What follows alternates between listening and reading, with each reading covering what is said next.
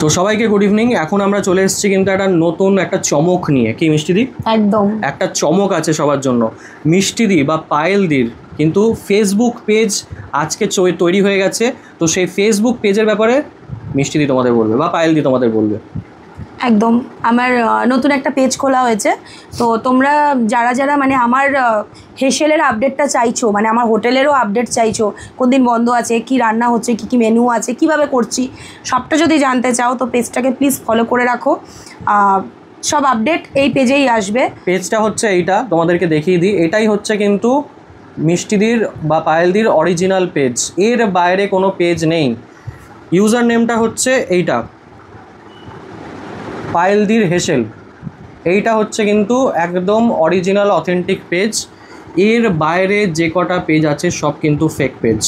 একদম কেউ কিন্তু সেই পেজগুলোতে যেও না, আমার অরিজিনাল পেজে এসে আমাকে ফলো করে রেখো। সবাই আপডেট পাবে, কি কি আসছে, কি কি রান্না হচ্ছে, নতুন আপডেট কি আছে, সমস্তটা। আর সব থেকে বড় কথা, রাজ আনকাটের পেজ থেকে পায়েলদির হেসেলকে ট্যাগ করে ভিডিও যাচ্ছে। তো যে পেজটাকে ট্যাগ করে ভিডিও যাচ্ছে সেটাই পায়েলদির অরিজিনাল পেজ। একদম এর বাইরে পায়েলদির কোনো পেজ নেই। মিষ্টি দাস নামে যেটা ছিল সেটা হচ্ছে প্রোফাইল ছিল, সেই প্রোফাইলটাকে ট্যাগ করে এতদিন ভিডিও যেত।